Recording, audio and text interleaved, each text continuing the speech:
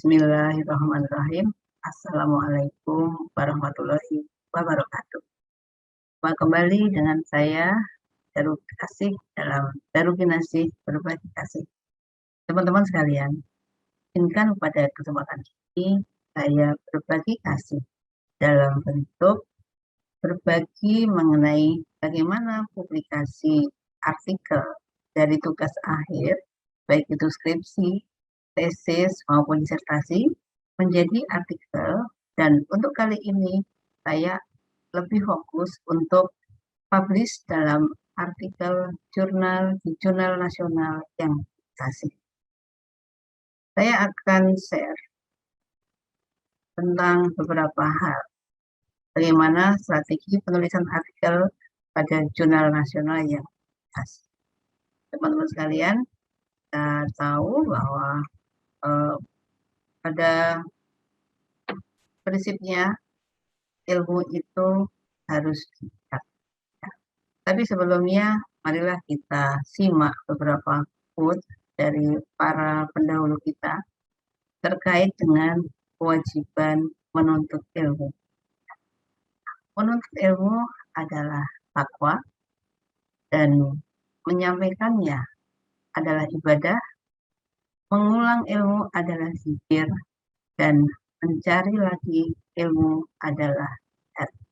Nah, teman-teman sekalian, jadi teman-teman yang saat ini masih dalam proses penyelesaian studi, jangan khawatir bahwa teman-teman berada dalam jihad.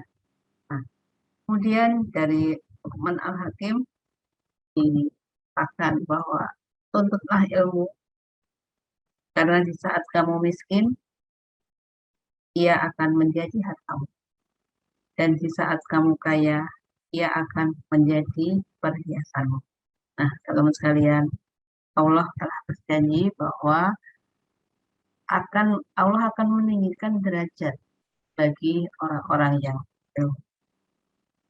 Dan kemudian siapa yang menempuh jalan untuk mencari ilmu, maka Allah akan mudahkan baginya jalan menuju surga.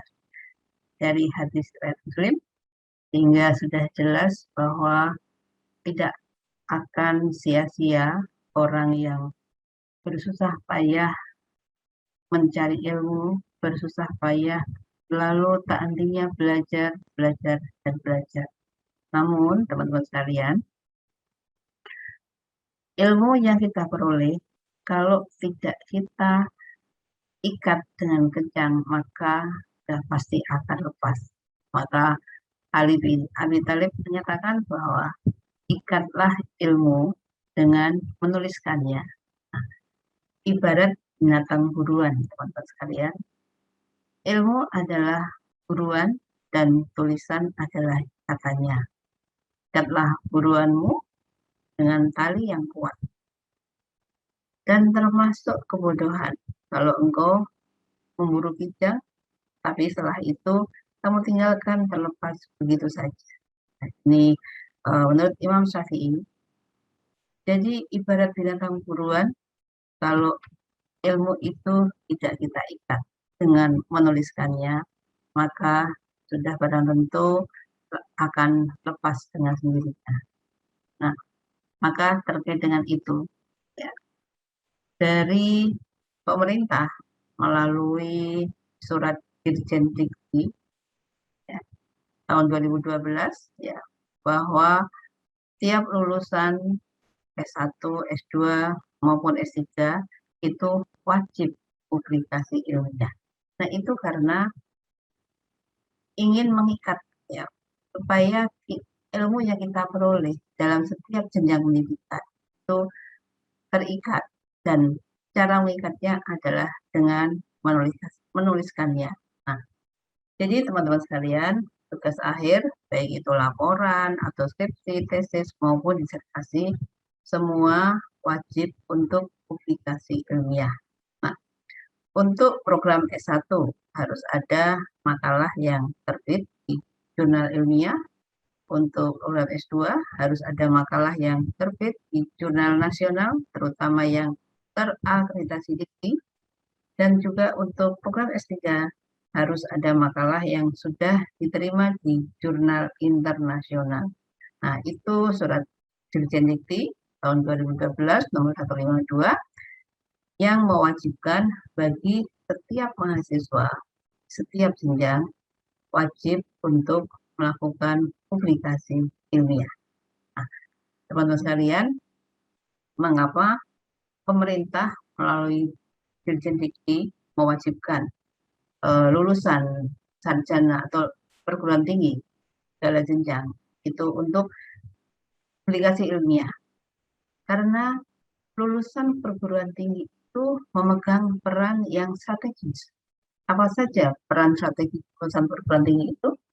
Yang pertama adalah adanya tanggung jawab moral penguasaan ilmu yang dipelajarinya dan implementasi dalam kehidupan bermasyarakat ataupun bernegara.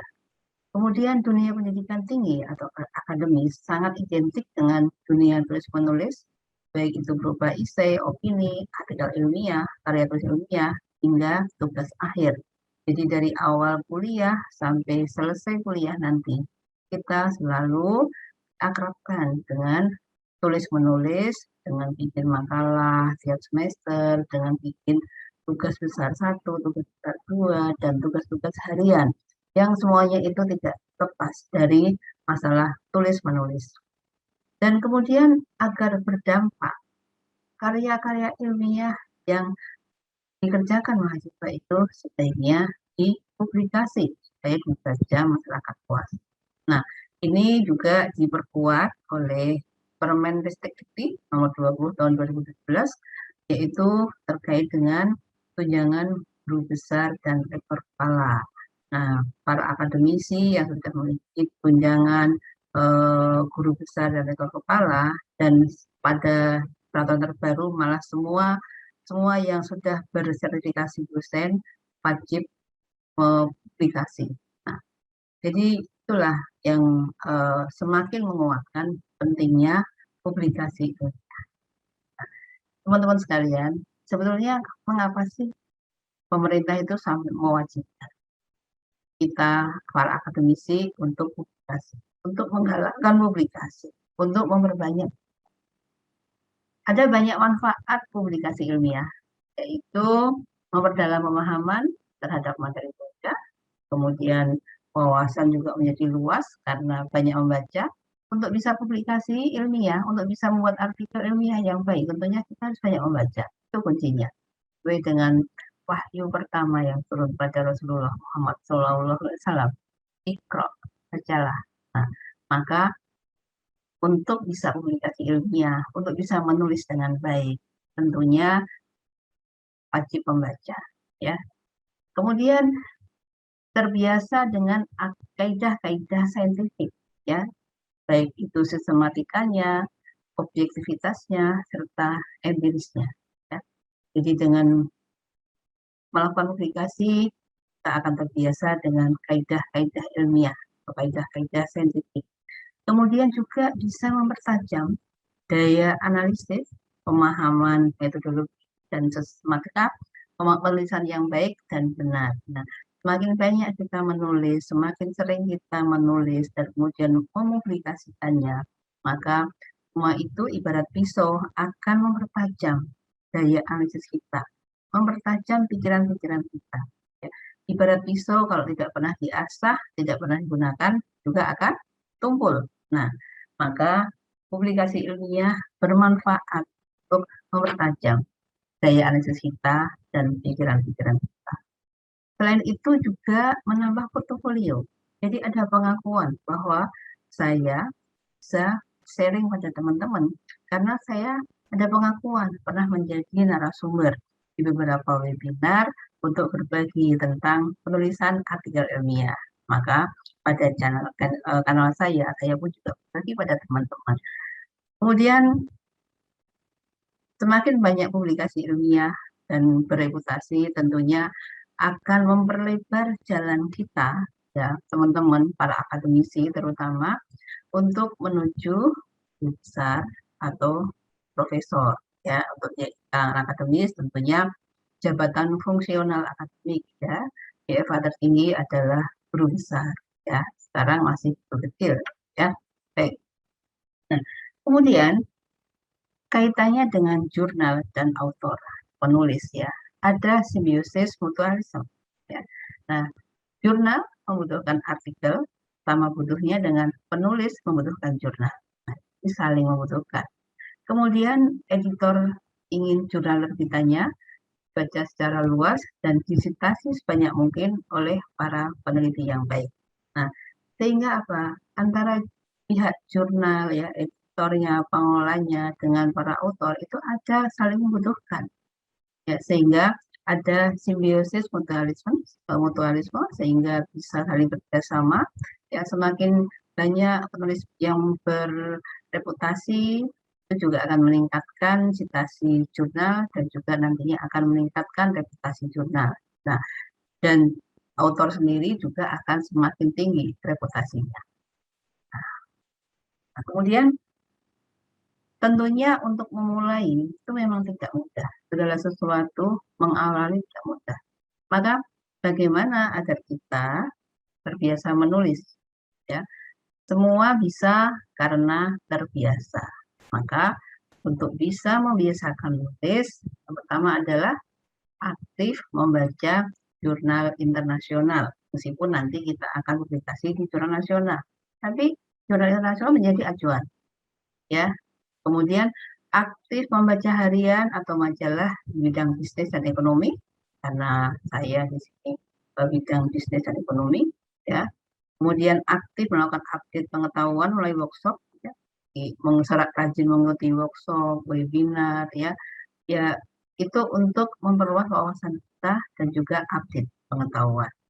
Nah, kemudian juga aktif mencari aturan-aturan baru yang memiliki potensi memengaruhi bidang kepakaran. Nah, ilmu itu selalu berkembang, pengetahuan selalu berkembang, sehingga sangat baik jika dan sudah menjadi keniscayaan bahwa sebagai akademisi, sebagai penulis, untuk penulis kita, tulisan kita nanti juga akan berdampak, tentunya harus sesuai dengan perkembangan yang terjadi.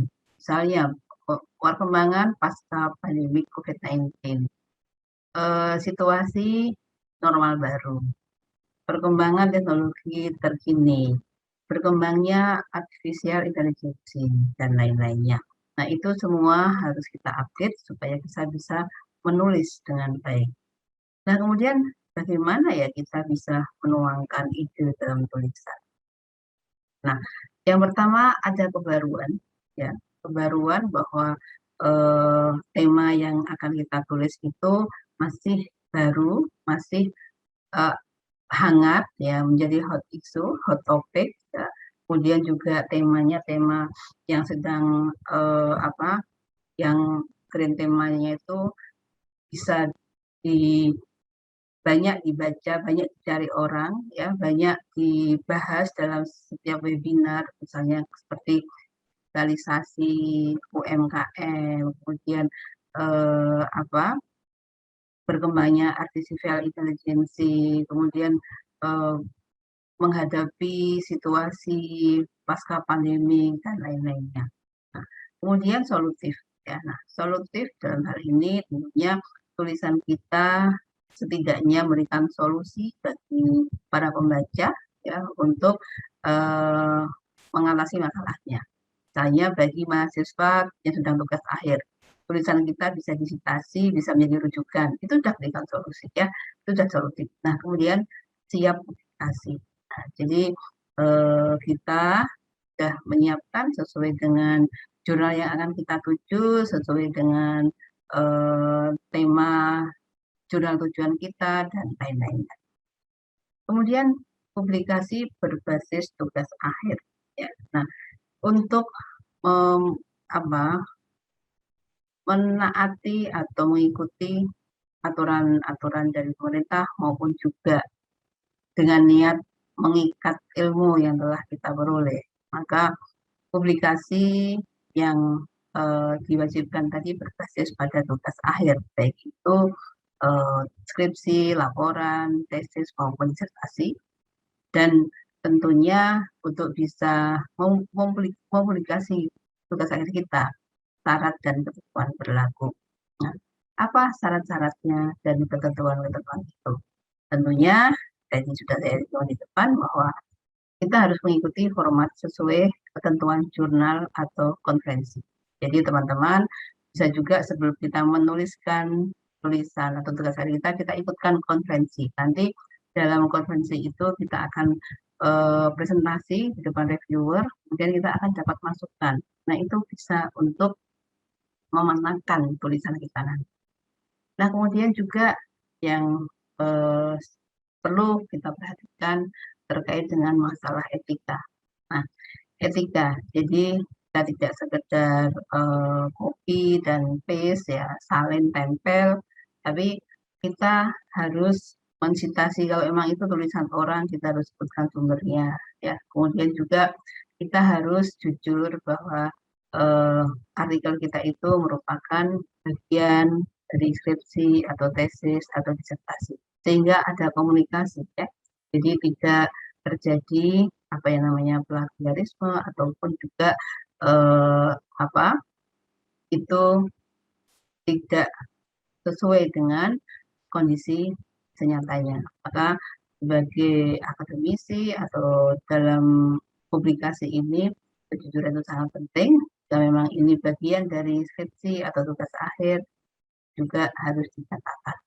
Nah, kemudian hal yang sama juga dilakukan jika submit artikel yang telah dikonversikan ke jurnal. Jadi dalam submit di OJS sebuah jurnal kita sampaikan bahwa artikel ini sudah pernah diikutsertakan dalam konferensi nasional atau internasional ya, termasuk bahwa ini merupakan bagian dari disertasi saya bla bla bla ya. Nah, itu kemudian terkait dengan artikel ilmiah ya, barangkali teman-teman masih bingung apa sih bedanya artikel ilmiah dengan yang lain ya. Jadi artikel ilmiah itu bisa kita bedakan antara apa melihat dari sumbernya ya. Artikel ilmiah itu ada dua macam.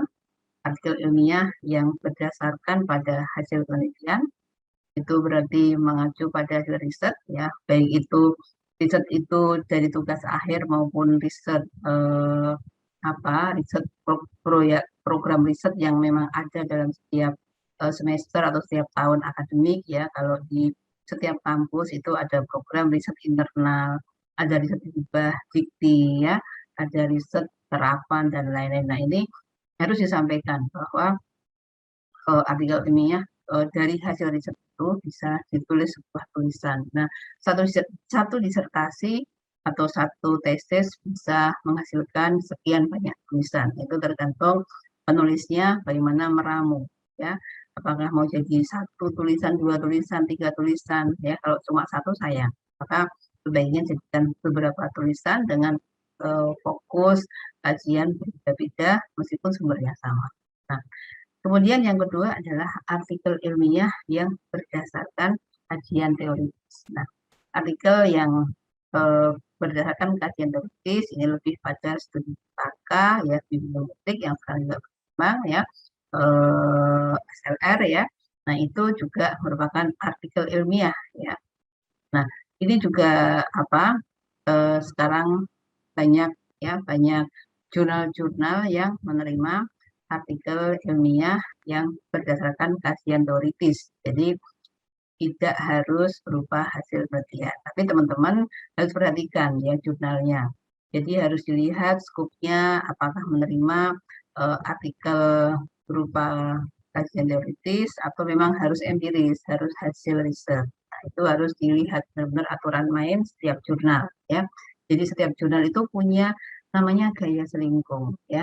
Gaya selingkung di sini adalah untuk aturan-aturan main yang berlaku dalam jurnal. Nah, jadi ibaratnya ya kalau kita mau ke mau naik kereta ya beli tiket tiket kereta ke stasiun ya. Kalau kita mau apa naik pesawat ya berarti ke bandara ya. Dan kita punya tiket pesawat ya. Jadi jangan sampai salah masuk, jangan sampai salah tempat. Itu harus diperhatikan. Nah, kemudian beberapa hal ya terkait dengan artikel ilmiah.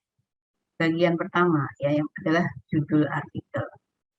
Judul artikel ini dibuat secara singkat, biasanya tidak lebih dari 12 kata, kemudian spesifik ya, tidak terlalu luas atau umum dan jelas sehingga dapat menggambarkan kegiatan penelitian yang dilakukan. Kemudian penulisan judul artikel sebaiknya menghindari beberapa hal, yaitu kata-kata klise seperti penelitian pendahuluan, studi, telahan, dan pengaruh.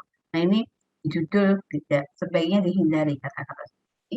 Kemudian juga dihindari pula kata kerja ya di awal judul ya.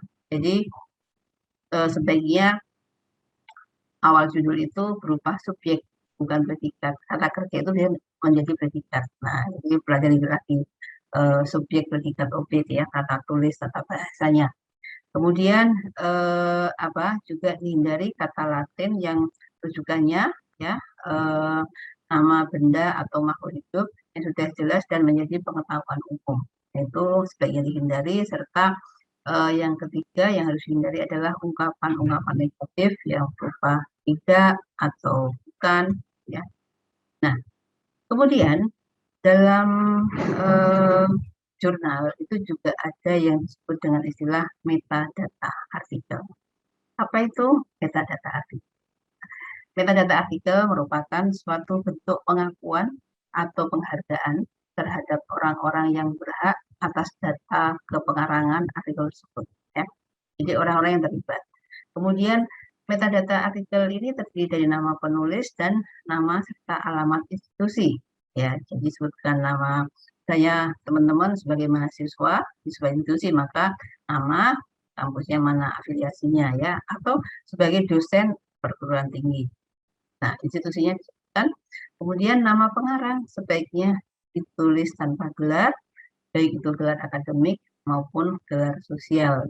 Jadi kalau nama kita ada Raden Mas, Raden Toro itu sebaiknya tidak usah dicantumkan, termasuk gelar ya SE, MSI atau doktor itu tidak usah pakai gelar. Jadi nama saja ya. Kemudian selain dimaksudkan untuk tujuan pemberian identitas data, pencantuman nama dan alamat institusi juga dimaksudkan untuk keperluan korespondensi. Nah, teman-teman, hati-hati kalau publikasi. Dalam publikasi jurnal yang baik itu harusnya ada korespondensi, ada surat menyurat, ada komunikasi antara pihak jurnal dengan autor yang mengabarkan bahwa jurnal artikelnya sudah diterima, kemudian ada revisi dan seterusnya. Jadi kalau kita submit sekali kemudian terbit, nah itu harus dicurigai ya, karena berarti tidak ada korespondensi. Nah, berikutnya setelah judul, kemudian abstrak. Jadi reviewer itu pertama kita baca judul, kemudian yang kedua adalah abstrak. Teman-teman sekalian, abstrak ini merupakan suatu bentuk pemadatan isi tulisan dalam satu paragraf yang panjangnya tidak lebih dari 200 kata.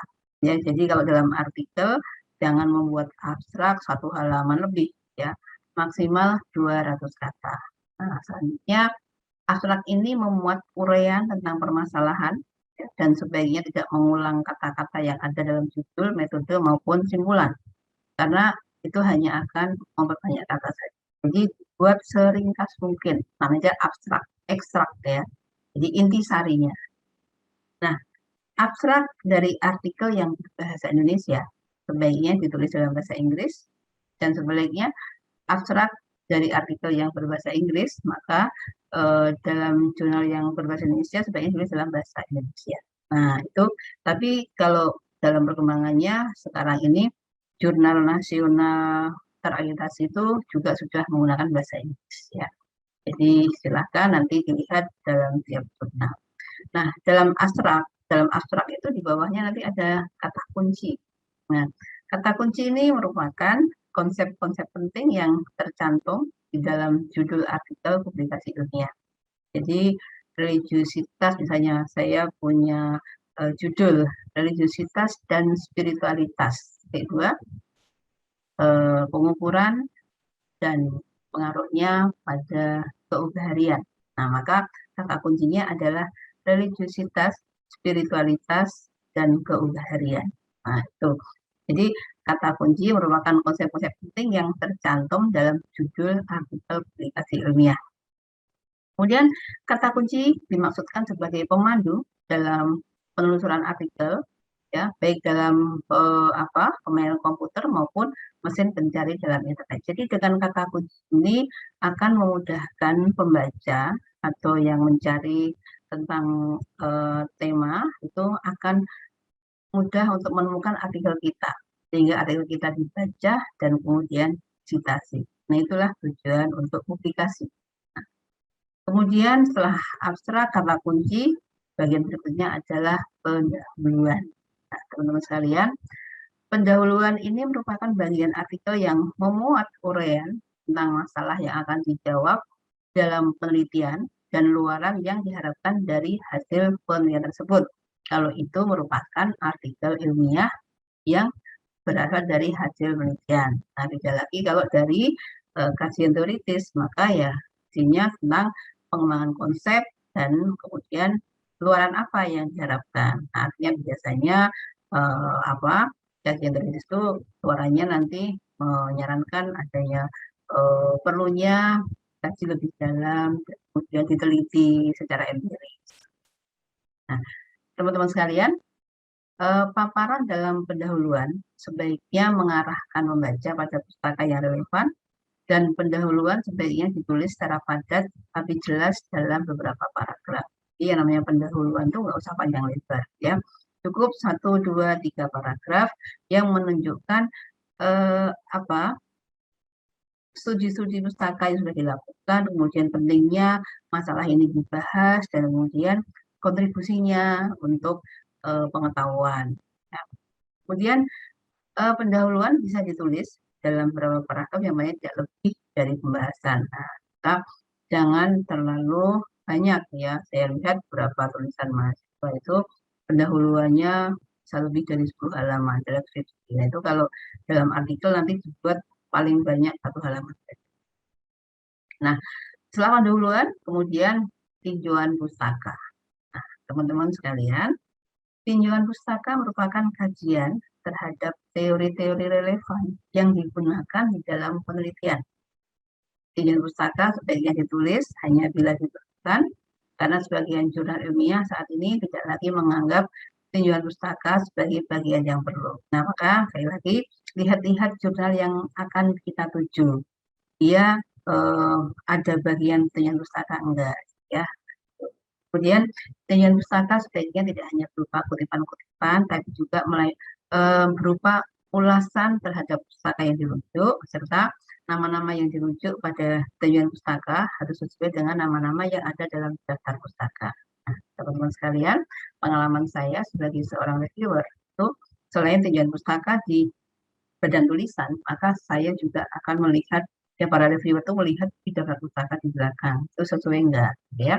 Nah, ini juga penting diperhatikan karena biasanya juga ada yang kelewatan nih, sudah membahas dalam bagian tinjauan pustaka tapi tidak ada di daftar pustaka. Begitu sebaliknya, sudah terlanjur menulis di daftar pustaka tapi ternyata itu nggak ada di dalam badan paper, sehingga ya sebaiknya tidak perlu dicantumkan. Itu yang perlu diperhatikan dalam masalah tinjauan pustaka. Nah, bagian berikutnya setelah tinjauan pustaka itu adalah metode penelitian, ya. Teman-teman sekalian, di dalam metode penelitian ini memuat uraian tentang cara yang ditempuh untuk menjawab permasalahan, ya, baik dalam kaitannya dengan variabel, model, rancangan, pengumpulan data, analisis data, dan penafsiran data, serta penarikan sinyal. Nah, jadi uraian tentang metode penelitian ini perlu menegaskan jenis penelitiannya berupa kualitatif atau kuantitatif, ya.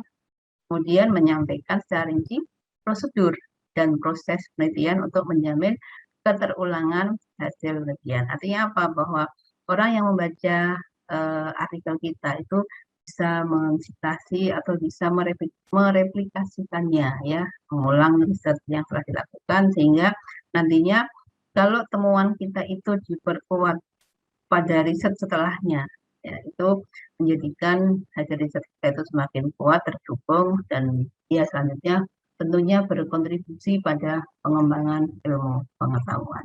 Nah, selanjutnya setelah metode penelitian, maka bagian berikutnya adalah hasil dan pembahasan. Nah, pembahasan dapat dinyatakan dalam beberapa sub pembahasan atau dinarasikan secara bebas tanpa ada sub-sub pembahasan, ya. Dan bila datanya banyak, maka perlu selektif dan sistematik dalam bentuk gambar, diagram, atau tabel, karena harus kita ingat bahwa ada pembatasan jurnal. Ya, sorry, dalam pembatasan halaman dalam setiap jurnal tergantung pada masing-masing jurnal maksimal berapa halaman. Ya, nah ini untuk menghemat halaman, tentunya beberapa hal bisa dibuat dalam bentuk yang lebih sistematik, ya misalnya dalam bentuk gambar, diagram, atau tabel. Nah, kemudian dalam pembahasan, gagasan-gagasan yang diperoleh dari analisis data perlu dimaknai, dikembangkan menjadi argumen, dan diperbandingkan dengan temuan-temuan terdahulu. Nah, dalam beberapa jurnal, bagian ini tidak selalu muncul sebagai bagian tersendiri dengan nama hasil dan pembahasan. Jadi, sekali lagi, lihat template jurnal masing-masing. Ya. Dan pembahasan ini berisi permasalahan yang dihadapi dan solusi yang ditawarkan oleh penulis. Ya, kalau dari hasil riset, berarti solusi apa yang bisa menjawab permasalahan. Oke. Nah, berikutnya yaitu terkait dengan simpulan dan saran. Jadi setelah ada hasil pembahasan, kemudian simpulan dan saran dari riset itu apa? Nah, simpulan dan saran bisa dijadikan satu, bisa pula terpisah. Sekali lagi tergantung template masing-masing jurnal. Kemudian sebagian jurnal menghendaki simpulan tidak ditulis dalam bagian sendiri, melainkan tersirat dan terpadu dalam bagian hasil dan pembahasan. Ada pula yang kemudian implisit dalam hasil dan pembahasan. Jadi tidak perlu ada kata simpulan dan saran, tapi otomatis dalam pembahasan bisa langsung dinyatakan simpulannya, tapi tidak perlu ada kata. Kemudian simpulan merupakan jawaban terhadap permasalahan penelitian yang ditarik dari analisis dan pembahasan. Nah, teman-teman sekalian, jadi untuk memudahkan ya antara judul, masalah, dan simpulan itu sebaiknya inline, ya, sesuai, ya, konsisten, sehingga memang simpulan itu sesungguhnya adalah merupakan jawaban dari rumusan masalah, ya. Nah, simpulan hendaknya dinyatakan dalam rumusan yang jelas, didasarkan atas fakta, disertai dengan implikasi teoritik dan juga keterbatasan hasil penelitian. Nah, jadi simpulan itu sekali lagi intinya adalah jawaban dari rumusan masalah yang diambil dari fakta-fakta dan implikasi teoritik maupun juga implikasi manajerial. Nah, berikutnya artikel publikasi hasil penelitian. Ya. Jadi seperti disampaikan di depan tadi bahwa artikel ilmiah itu ada dua macam tadi. Nah, salah satunya adalah hasil penelitian. Jadi artikel ini merupakan artikel yang diturunkan atau ditulis dari laporan penelitian, bisa skripsi, tesis, ataupun disertasi. Kemudian satu penelitian bisa dibuat menjadi satu artikel publikasi atau lebih, bergantung pada keluasan dan kedalaman permasalahannya. Saya sampaikan. Kemudian strategi penulisannya secara umum adalah meringkas hasil penelitian, ya, karena jumlah halaman yang terbatas, maka tentunya harus diringkas seringkas mungkin dan juga sejelas, tetap ringkas tapi jelas, padat, ya. Dan strategi penulisannya secara umum adalah meringkas penelitian, dan jika satu penelitian ditulis menjadi beberapa artikel, perlu diperhatikan kesatuan topik artikel, ya. Jadi harus ada kesatuan antar artikelnya dan juga ada relevansinya, sehingga itu merupakan kesatuan topik artikel. Nah, kemudian kalau kita lihat bagaimana hubungan artikel dengan laporan penelitian, skripsi atau tesis atau tugas akhir, gitu ya. Nah, kita lihat bahwa komponen artikel publikasi ilmiah, kalau sumbernya dari skripsi, ya, judul artikelnya ya dari judul laporan. Metadata artikelnya nama dan tulis. Nah, biasanya ini disertai dengan dosen pembimbing ya. Jadi nama pertama itu nama mahasiswa, nama kedua adalah nama pembimbing ya. Atau bisa juga nama penelaahnya waktu proposal atau nama penguji, terserah mau berapa orang ya. Nah, kalau eh, pembimbingnya 2 orang ya, jadi nama mahasiswa dan 2 orang pembimbing. Nah, kemudian tentang jenis artikel ya, data proses dari sumber referensinya atau TA-nya, data proses penerimaan sampai dengan publikasi artikel. Nah, kemudian abstrak itu adalah pemadatan dari ringkasan. Kalau dalam ringkasan TA-nya itu 1 halaman, maka dibuat tadi maksimal 200 kata. Kemudian kata kunci, kalau dari TA-nya adalah kata kunci pada ringkasan. Kemudian di bagian pendahuluan, yaitu pemadatan dari bab 1 atau pendahuluan. Di tinjauan pustakanya adalah merupakan pemadatan bab 2. Kemudian di bagian metode penelitiannya adalah pemadatan dari bab 3. Dan hasil dan pembahasan adalah ringkasan dari bab 4. Dan simpulannya ringkasan bab 5 serta daftar pustakanya dipilih ya dari daftar pustaka pada laporan yang dirujuk pada artikel saja. Jadi tidak harus semua yang ada dalam di daftar pustaka TA Anda itu ditulis semua dalam artikel. Hanya diambil yang memang dirujuk pada artikel. Ya. Nah, kemudian terkait dengan persantunan acknowledgement ya, kita ya menyatakan apa di bagian belakang ya diucapkan terima kasih pada siapa yang telah support dalam publikasi ini. Nah, kemudian juga jika perlu ada lampiran-lampiran, itu silahkan disertakan. Nah, kemudian yang bagian terakhir adalah penulisan daftar pustaka. Nah, teman-teman sekalian, daftar pustaka adalah sebuah daftar yang berisi identitas buku-buku, artikel-artikel, dan bahan-bahan penelitian lainnya yang mempunyai relevansi dengan tulisan yang sedang ditulis. Jadi hanya disampaikan, hanya ditulis yang memang benar-benar dirujuk dan ada dalam tulisan, dalam artikel. Ya. Yang tidak ada, nggak usah ditulis dalam daftar pustaka. Nah, daftar pustaka merupakan persyaratan kelengkapan sebuah tulisan ilmiah. Jelas, karena yang namanya ilmiah kita harus mengacu pada referensi. Nah, artinya apa? Jika tulisan ilmiah tidak ada daftar pustaka, maka dinyatakan tidak lengkap. Nah, dan tempatnya berada pada bagian akhir karya ilmiah atau buku. Nah, teman-teman sekalian, jadi daftar pustaka ini menjadi suatu hal yang penting diperhatikan karena juga reviewer biasanya setelah melihat judul, abstrak, pendahuluan, sebelum masuk pembahasan itu biasanya kalau saya baca daftar pustakanya. Kalau daftarnya itu sudah expired ya tahun 95, tahun 80, tahun 2000, 2005, 2010 itu sudah expired, maka ya kalau tidak ada yang baru biasanya juga itu menjadi alasan menolak artikel ya. Jadi tolong perhatikan referensi harus update ya, terus yang terhangat terbaru. Nah, kemudian unsur daftar pustaka itu berupa apa saja? Yang berupa buku itu ya, ditulis nama penulis, tahun terbit, judul buku, nama penerbit, kota tempat terbit, dan cetakan keberapa. Nah, teman-teman bisa lihat contoh-contoh yang ada di artikel yang sudah publish. Kemudian prinsip umum penyusunan daftar pustaka itu juga ada style-stylenya ya. Nah, biasanya secara umum nama penulis diurutkan menurut urutan alfabet ya ABCD. Bila tidak ada nama penulis, judul buku atau artikel yang dimasukkan dalam urutan alfabet, maka jarak antar baris ya. Jadi bila tidak ada nama penulis, maka judul buku atau artikel itu dimasukkan sesuai dengan urutan alfabetnya. Kalau ada namanya ya nama alfabetnya menurut nama. Nah, kemudian jarak antar baris juga harus diperhatikan ya. Untuk satu rujukan satu spasi dan jarak antar rujukan 2 spasi. Bisa dilihat di contoh-contoh yang ada nanti. Karena waktunya terbatas, saya tidak menyampaikan di sini. Nah, kemudian baris pertama dimulai dari margin kiri, kemudian baris keduanya bisa masuk ke dalam ya.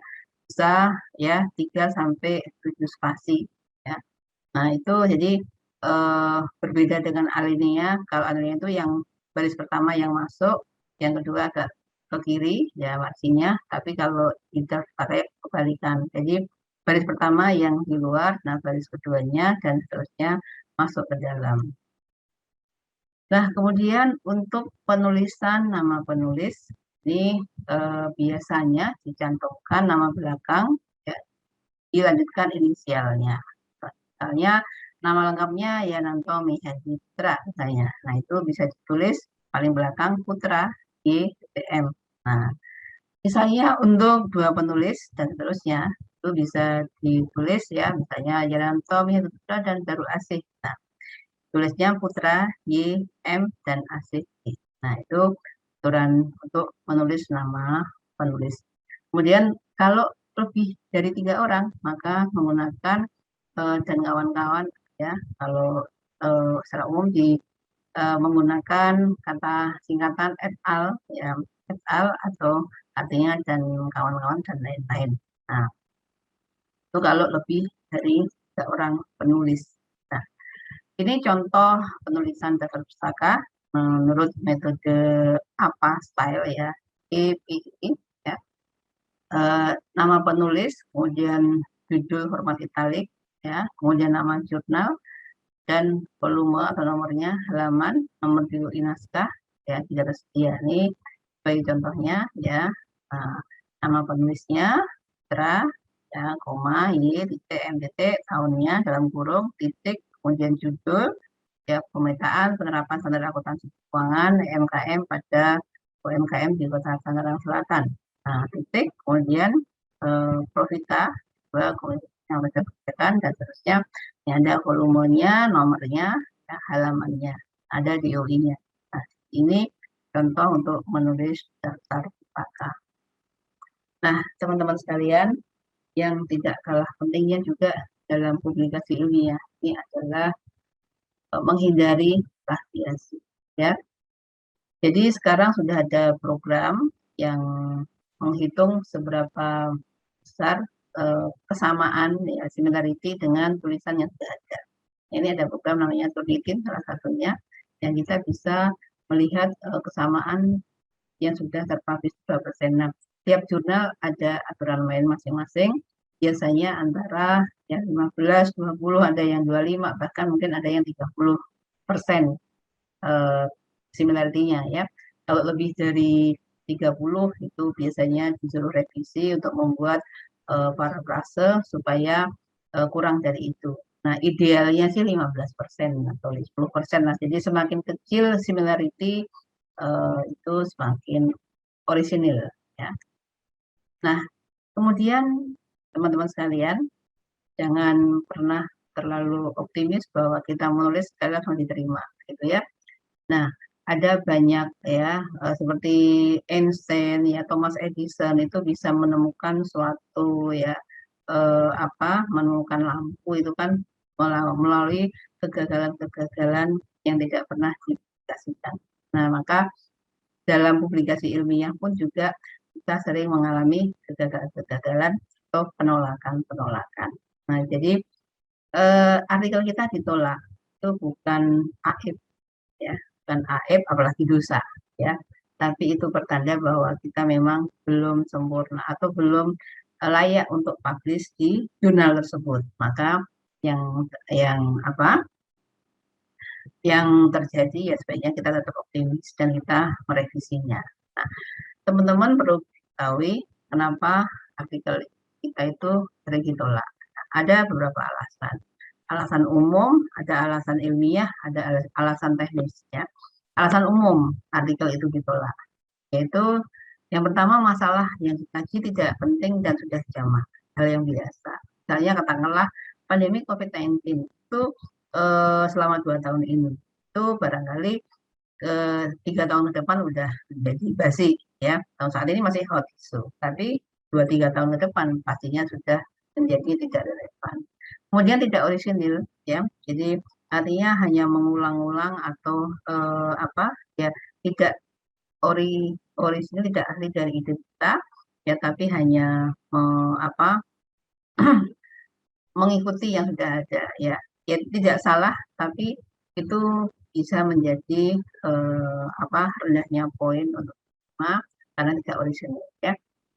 Kemudian data tidak relevan ya karena sudah expired atau out of date ya. Kemudian temuannya meragukan ya.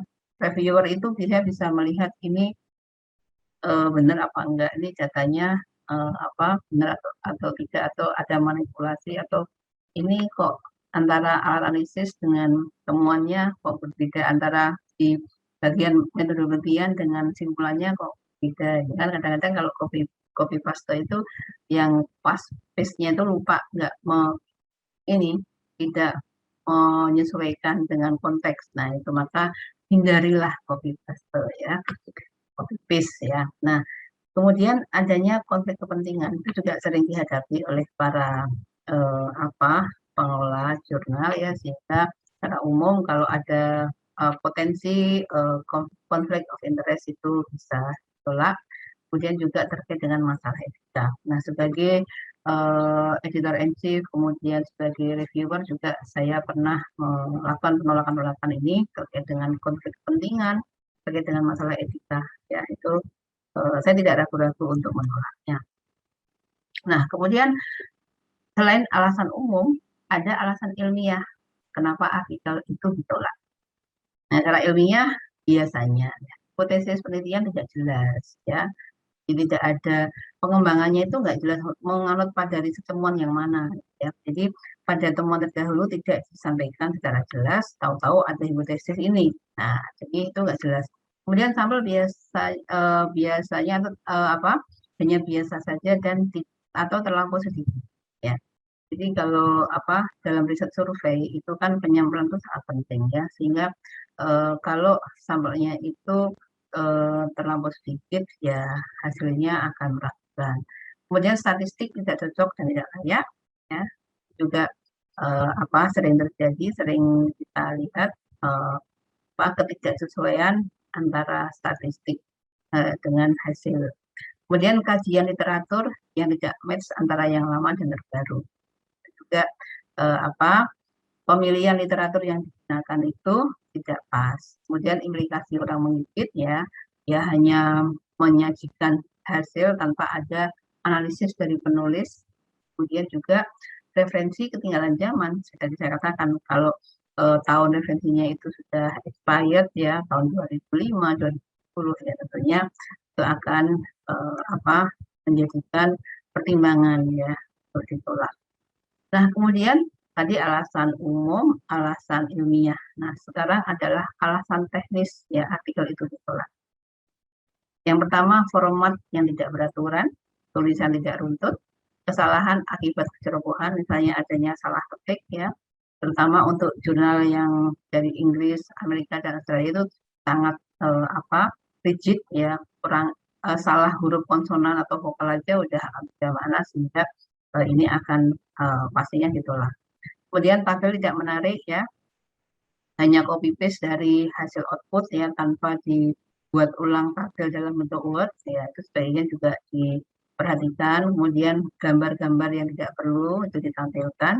Kemudian kesalahan gaya citasi serta kesalahan tata bahasa. Nah, teman-teman sekalian, tentunya kalau dalam artikel kita dalam bahasa Indonesia maka sebaiknya mengikuti kaidah-kaidah bahasa Indonesia yang baik dan benar. Itu lihat di download saja itu PUEBI, Pedoman Umum Ejaan Bahasa Indonesia. Kemudian lihat penggunaan istilah dengan meyakinkan diri dengan melihat kamus besar bahasa Indonesia.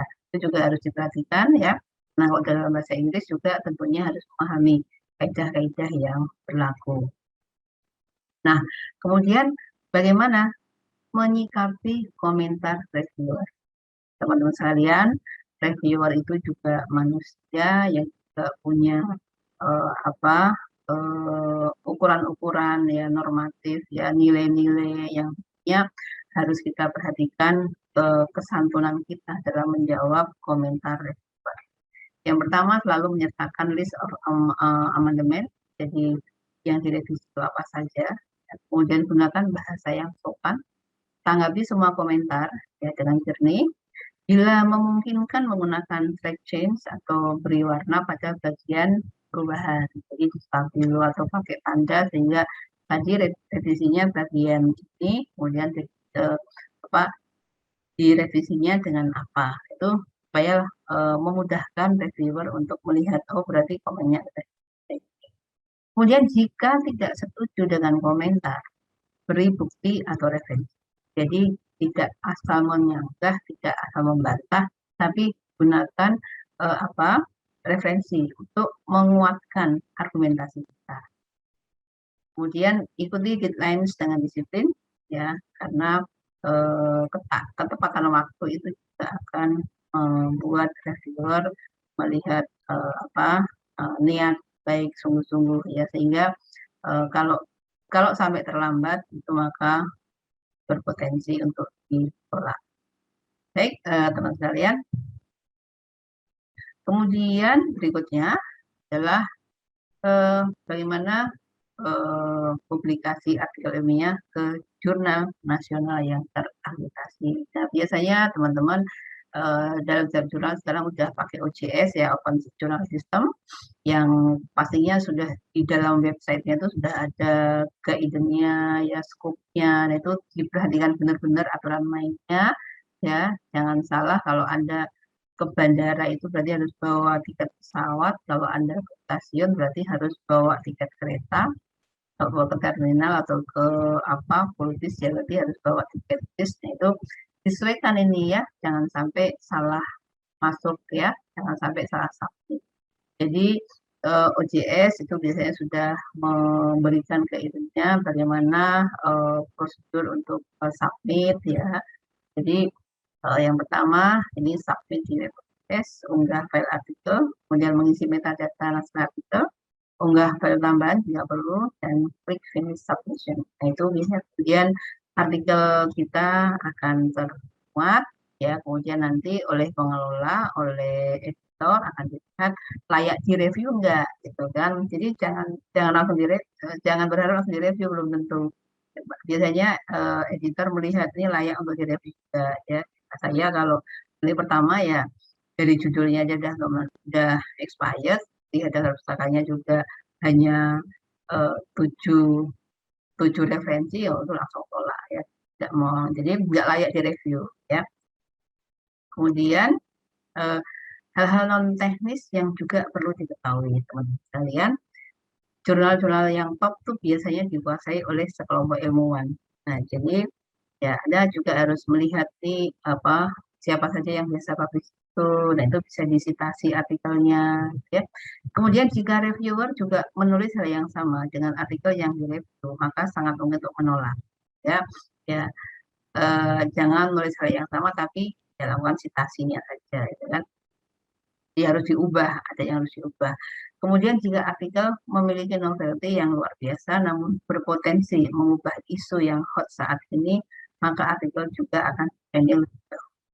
Jadi novelty itu juga belum tentu menjadi daya tarik utama jika itu berpotensi mengubah isu yang saat ini sedang hot, ya, yang sedang masif dibicarakan.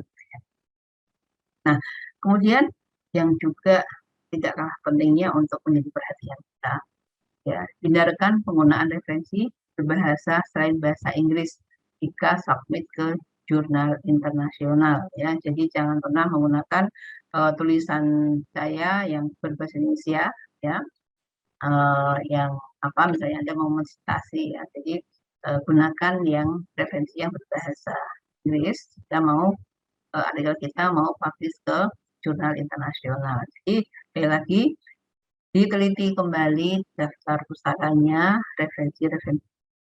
Nah, kemudian proses publikasi itu memerlukan waktu yang panjang, maka ya dipersiapkan sedikit mungkin, ya, jangan mepet-mepet, ya, dan persiapkan NA, plan B, plan C, dan sampai ABCD, sampai beberapa alternatif sehingga makin banyak makin baik untuk menjaga segala kemungkinan, ya. Nah, kemudian dalam prosesnya akan membutuhkan manajemen stres yang baik, tekad dan keuletan, karena memang menanti hasil review itu juga bukan hal yang enak, ya. Kita diterima atau tidak, kok belum direview, kok belum ada kabar, ya. Ini bisa 3-4 bulan, bahkan bisa 7 bulan, ya. Saya ada tulisan author yang sudah berapa bulan belum dibuat, belum tanggapi ya, karena memang antriannya dalam suatu jurnal itu sangat banyak. Kemudian selalu berusaha dan memberikan upaya yang terbaik dan juga berdoa dan berusaha. Nah, itu yang apa kiranya berapa hal yang eh, ketika kita sudah submit artikel. Nah, sebagai pamungkas, teman-teman sekalian, orang tuh boleh pandai silang, ya. Tapi selama ia tidak menulis, maka ia akan hilang dalam masyarakat dan juga dari sejarah. Maka menurut Pramudia Anantatur, menulis adalah kerja untuk keabadian. Jadi dunia ini nggak ada yang abadi. Tapi dengan menulis, maka insya Allah tulisan kita itu akan abadi kenal. Nah, ada pepatah ya, harimau mati meninggalkan belang, gajah mati meninggalkan gading, perang mati meninggalkan nama, dan akademisi mati meninggalkan publikasi. Nah, teman-teman sekalian, ini ada beberapa website yang bisa teman-teman lihat ya. Jadi apa? Ada Science of Technology Index ya, ini Sinta ya. Jadi jurnal nasional itu dilihat sudah terakreditasi Sinta berapa. Jadi ada Sinta 6, Sinta 5, Sinta 4, Sinta 3, Sinta 2, Sinta 1. Atau mau yang internasional. Nah, ini bisa pilih ya berdasarkan ya syarat-syarat di kampus masing-masing ataupun juga kemampuan atau eh, peluang dari masing-masing tulisan. Nah, demikian yang bisa saya sampaikan ya. Kurang lebihnya mohon maaf. Semoga bermanfaat ya. Billahi taufiq wal hidayah. Wassalamualaikum warahmatullahi wabarakatuh. Jumpa kembali di kanal Heru Kinasih Berbagi Kasih dalam studi. Terima kasih.